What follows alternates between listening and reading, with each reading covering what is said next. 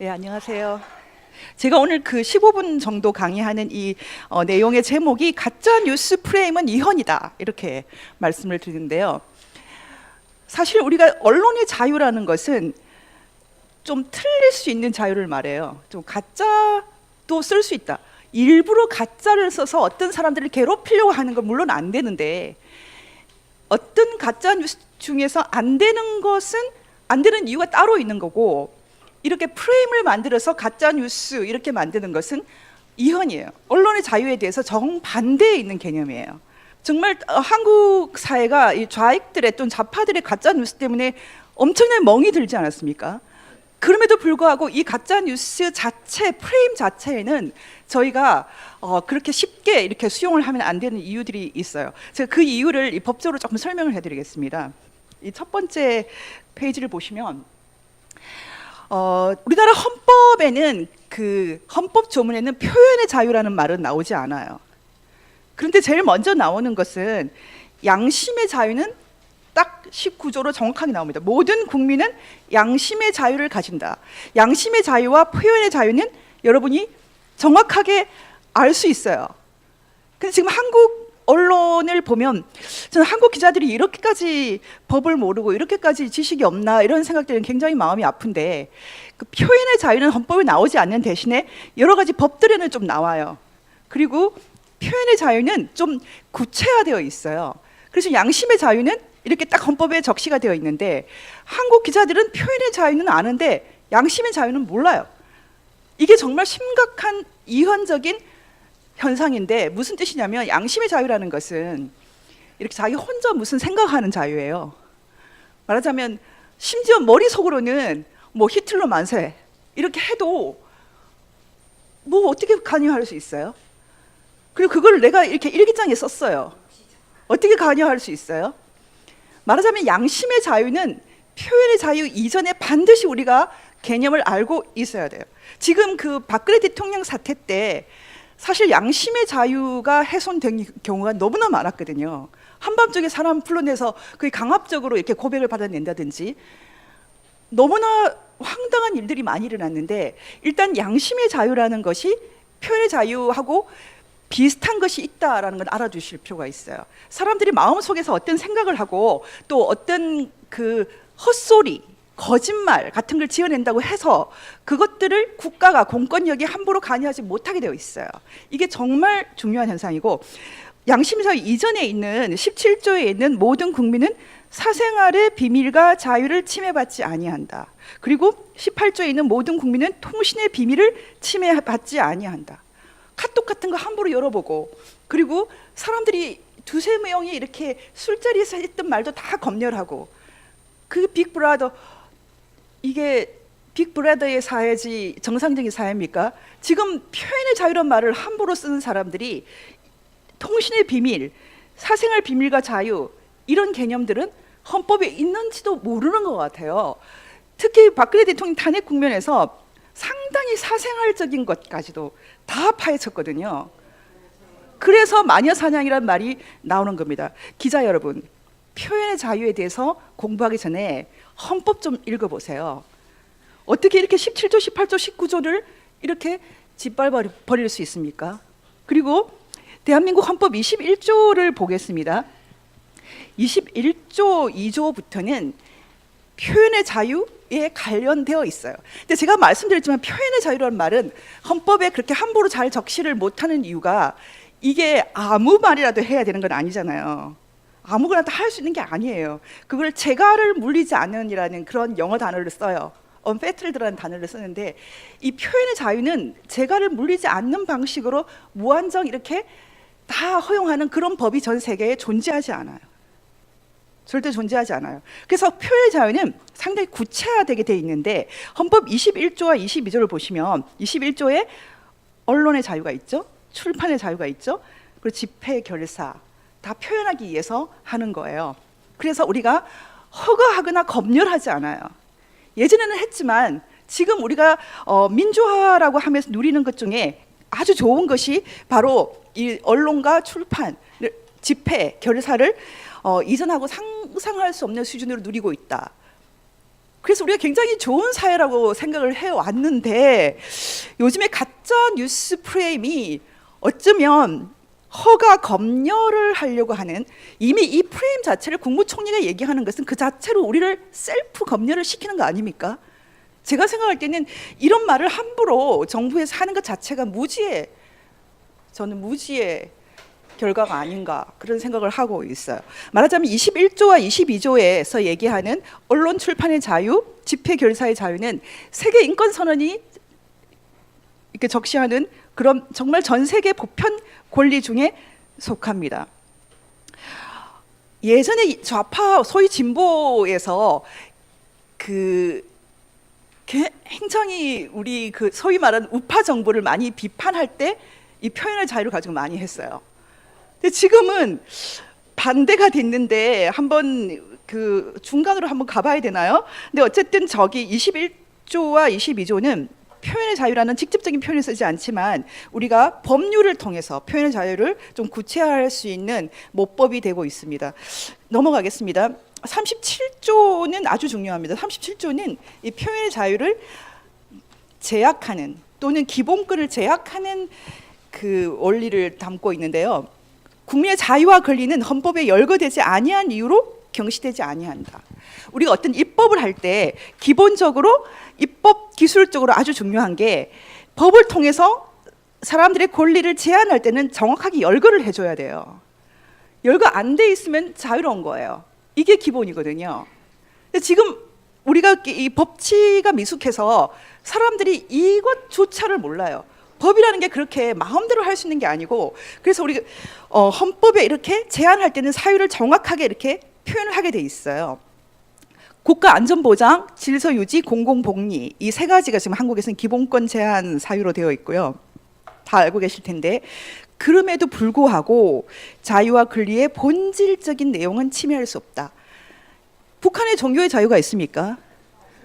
북한에서는 종교의 자유가 헌법에 있잖아요. 있는데 반종교의 자유도 있잖아요. 결국 없는 거거든요. 기본권이 있는데 기본권을 또 마음대로 제한한다. 그러면 없는 거잖아요. 마찬가지로 지금 기본권 제한 사유가 있다 해도 그것은 최소한으로만 쓸 수 있게 되어 있는데, 저는 제가 태어나서 지금까지 오히려 박정희 때 태어났지만 박정희 시대보다 더 많은 지금 자체 검열을 당하고 있거든요. 제가 아는 수없이 많은 사람들이 나 잡혀갈 수도 있어 이런 말을 하고 있어요. 제가 그러면 안 잡혀갈 거예요 이렇게 말을 하고 있지만 사람들이 그렇게까지 생각하게 됐다는 것은 정말 무시무시한 일인 것 같습니다. 북한에서는 말반동이란 말이 있어요. 말반동. 북한의 정치범 수용소에 들어가는 사람들의 90% 이상이 전부 말반동이에요. 말 한마디 잘못한 거. 김일성 저 호기 때 이 말 했다가도 평생 못 나올 수 있어요. 야, 김정일이 유부녀하고 애기 난 거 알아? 평생 못 나올 수 있어요. 다 말반동이에요. 이 말을 가지고 사람들을 이렇게 억압하는 사회는 민주사회라고 할 수 없습니다. 점점 그런 사회가 되고 있어요. 그리고 37조를 제가 말씀드렸는데 그 다음에 나오는 내용은 헌법에는 표현의 자유라는 말이 없지만 언론 중재 및 피해 구제 등에 관한 법률이라든지 방송법이라든지 기타 문화 다양성의 보호와 정진에 관한 법률, 다양한 이런저런 법들을 통해서 표현의 자유란 말을 써놨어요. 그렇지만 이 표현의 자유도 역시 헌법 하에에 있는 거죠. 그런데 한국 기자들은 이 알 권리, 표현의 자유 말고는 아는 말이 없어요. 사람들의 양심의 자유도 마음대로 침해하고 사생활도 마음대로 침해하고 통신의 자유, 이런 무지한 일이 지금 한국에서 일어나고 있습니다. 넘어가겠습니다. 그래서 우리가 지금 표현의 자유에 관련돼서 알아야 될 구체적인 기본권은 일단은 사상의 자유, 사상과 양심의 자유, 표현과 언론의 자유, 집회와 결사의 자유를 좀 다른 덩어리로 이렇게 이해할 필요가 있고요. 여기에 다 겹치는 것은 종교의 자유예요.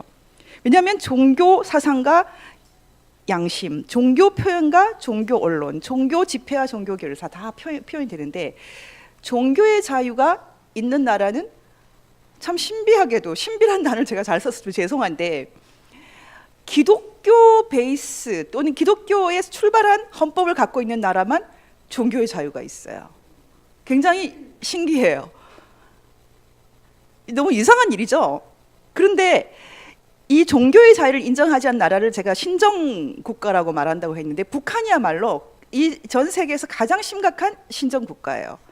지금 이란도 신정 국가로 분류되는데요. 이슬람 국가 중에서도 사실은 종교의 자유가 상당히 허용되는 국가도 있어요. 터키 같은 경우도 그렇고. 그런데 지금 이 종교의 자유야말로 사실은 이런 표현의 자유를 가장 함축적으로 표현하는 건데, 지금 북한에 종교의 자유 있습니까? 없습니다. 반종교의 자유가 종교의 자유를 압도하고 있거든요. 이건 정말 깊이 생각해야 되는데, 지금 한국 소위 말하는 자유 인권 말하는 민변, 북한의 종교의 자유에 대해서, 북한의 표현의 자유에 대해서 왜 말하지 않습니까? 거기가 가족 유토피아입니까? 아버지가 김일성, 김정일, 김정은인가요? 계속 이렇게 가면 한국의 지식 사회는 제가 생각할 때는 침몰할 것 같아요. 그리고 제가 그 다음에 이제 알려드리는 게 유럽 인권 협약의 표현의 자유 제한 사유인데요. 전 세계에서 가장 진보한 인권 협약은 이 유럽 인권 협약이에요. 전 세계에서 가장이라고 할 수 있어요. 근데 여기서 표현의 자유는 이런 경우에 어느 정도 제한이 가능하다라고 구체적으로 적어뒀는데, 공공의 안전, 뭐 공공 질서, 보건, 도덕 이런 것들로 해서는 사상, 양심, 종교의 자유, 더 상위의 자유도 어느 정도 제한이 되는데, 대신 아주 필요한 경우에만 가능하다. 이 말이 중요한 말입니다. 특히 여기 나와 있는 말 중에 다른 사람의 권리와 자유의 보호를 위하여라는 표현이 아주 중요합니다. 지금 한국에서 이런 역지사지하는 다른 사람의 입장을 고려하는 공감이 사라졌어요. 자기가 원하는 것을 이루기 위해서 타인이 어떻게 되든지 상관하지 않는 공감 부재, 이게 지금 한국 사회의 현상이에요. 국가 전체가 소시오패스, 사이코패스적인 나라가 북한인데 한국이 닮아가고 있어요. 전염병이에요. 그래서 타인의 자유에 대해 생각하지 않아요. 촛불만 들었습니까? 태극기도 들었거든요. 근데 왜 촛불만 얘기하죠? 우리도 대통령 인정하지 말아야 됩니까? 말을 너무 함부로 하는데 그래도 말할 자유가 있다고 생각하고 넘어가겠습니다. 그리고 표현의 자유에 대해서는 훨씬 더 구체적으로 말하고 있어요. 표현의 자유에 대해서는 이런 경우에는 어느 정도 제한을 생각해 볼 수 있다.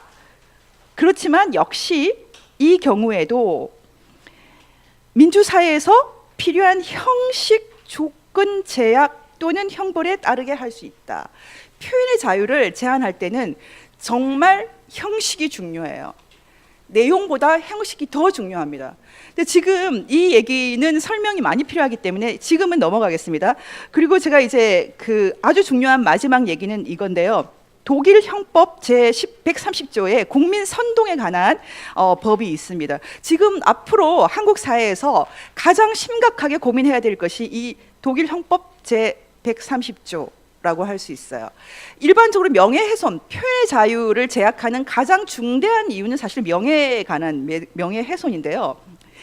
그 지금 잘 보시면 알겠지만은 이 독일 형법 제130조는 감옥살이를 할 수 있게 되어 있어요. 미국 법이나 영국 법 같이 이런 그 커먼러에서는 기본적으로 이 명예훼손은 감옥에 보내는 그런 법이 아니에요. 돈을 많이 내게 하는 그런 건 가능하지만 가능하면 형법적으로는 잘 다루질 않는데, 이런 그 우리나라를 포함한 이런 그 시빌로라고 하죠. 이런 대륙법 계열에서는 형법으로 다루는데 굉장히 조심스럽게 다뤄요. 근데 독일 형법이 특히 중요한 이유는 나치를 찬양하는 것을 이 법을 통해서 못하게 하고 있어요. 아예 형법으로 다뤄요. 제가 간혹 이것은 얘기하는데 그 자기가 키우는 개에게 하일 히틀러 그러면 다리를 들게 이렇게 훈련을 시킨 사람이 감옥에 갔잖아요. 아마 형을 살지는 않았던 걸로 생각이 되는데 그만큼 독일에서는 이 그 나치, 그러니까 민족적, 인종적, 종교적 집단에 대한 명예훼손에 대해서는 심각하게 다루고 있습니다. 여러분, 이건 정말 중요하게 생각해야 돼요. 왜냐하면 이 부분은 독일의 특수성이에요.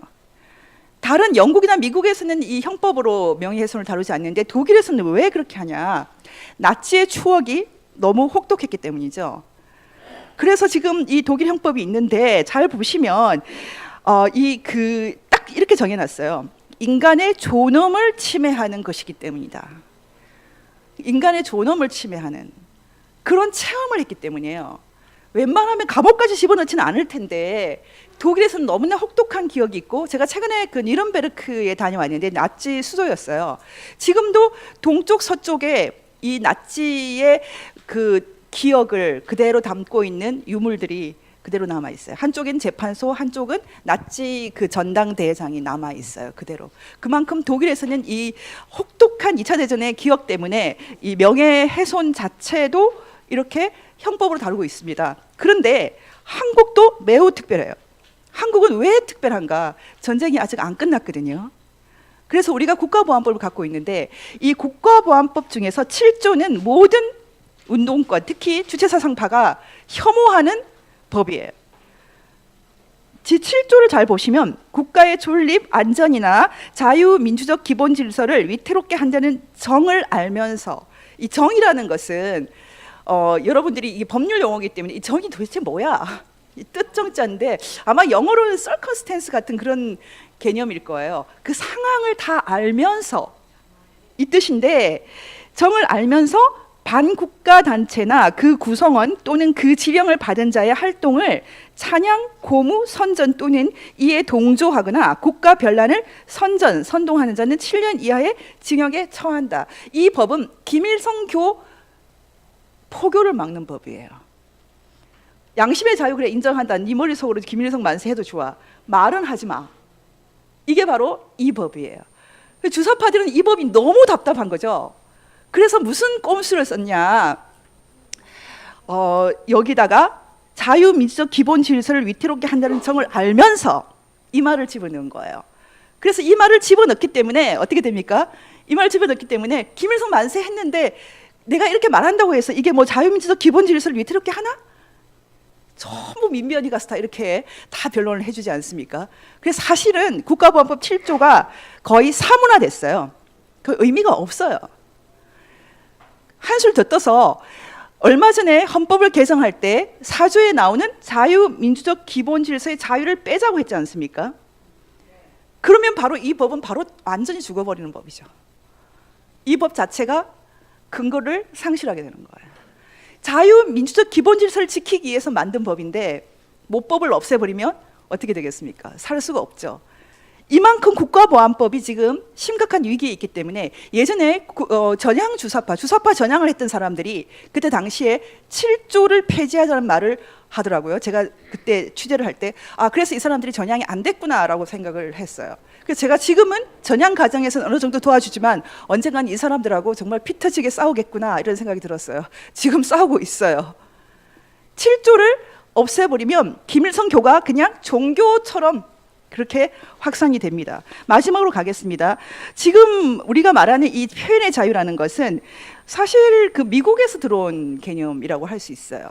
미국의 그 수정헌법 1조 1791년 수정헌법과 그리고 특히 1960년대에 있었던 그 민권운동, 흑인 민권운동을 통해서 기폭제로 이렇게 됐는데, 뉴욕타임스 vs 설리반이라는 이 케이스는 시간이 있으면 제가 자세히 말하겠지만 간단하게 설명하면, 이 설리반이라는 사람은 그 당시 경찰국에 있었던 감독관 같은 사람인데, 이 설리반이라는 사람이 남자예요. 이 사람이요, 그 뉴욕 타임스에 나온 광고를 보고 거기에 몇 가지 트집을 잡는 거예요.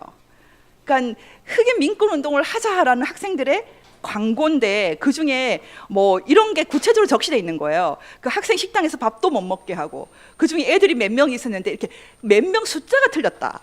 이런 식으로 트집을 잡고 처음에 1심, 2심에서 이 사람들이 졌어요.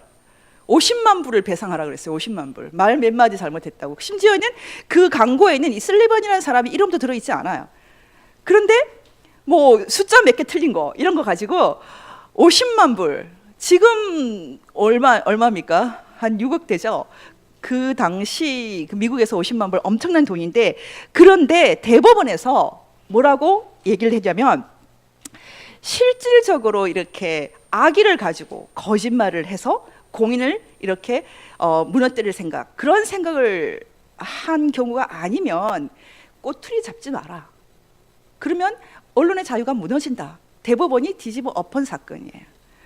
그러니까 미국의 이 그 뉴욕 타임스 버시 설리번이라는 이 그 케이스는 전 세계에서 아마 가장 유명하고 또 중요한 언론 자유, 표현 자유 관련된 사건일 텐데, 이 케이스로 해서 그 민권 운동이 아주 그 미국의 민권 운동이 엄청난 수준으로 이렇게 들불처럼 번져나가게 됩니다.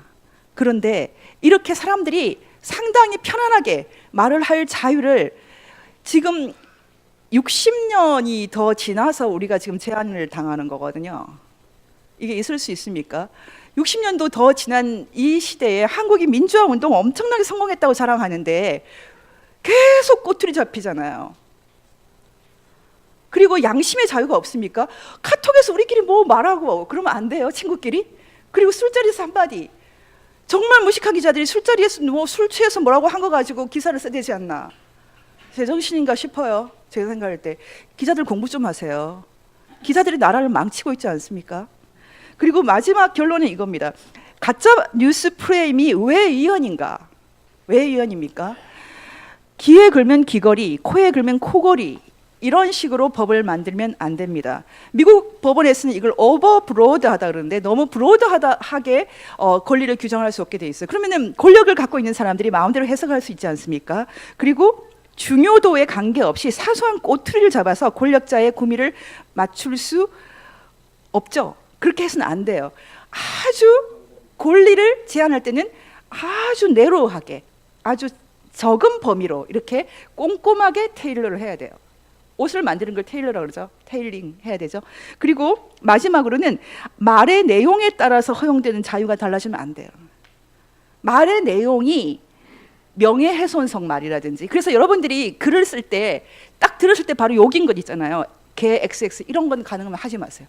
그건 전 세계 어느 법도 인정하지 않아요. 그런 것은 슬렌더 펄세라는 말을 쓰는데요. 그러니까 입증이 필요 없다. 그냥 듣기에 이렇게 명예훼손성 말은 벌을 줄 수 있어요. 그래서 여러분들이 정말 언론의 자유를 누리기 위해서는 이렇게 함부로 욕을 하면 안 돼요. 모독을 하면 안 됩니다. 그건 굉장히 중요하고요. 그리고 이 내용을 가지고 간섭할 때는 꼭 이유가 분명해야 돼요. 근데 지금 한국에서 가짜뉴스 프레임은 정권에 도움이 되면 그냥 무한정 자유고, 도움이 안 되면 잡아가요. 그건 언론의 자유가 없는 겁니다. 그렇게 못하게 되어 있거든요. 언론의 자유에 대한 종주국에서는 다 이런 것을 다 금지하고 있어요.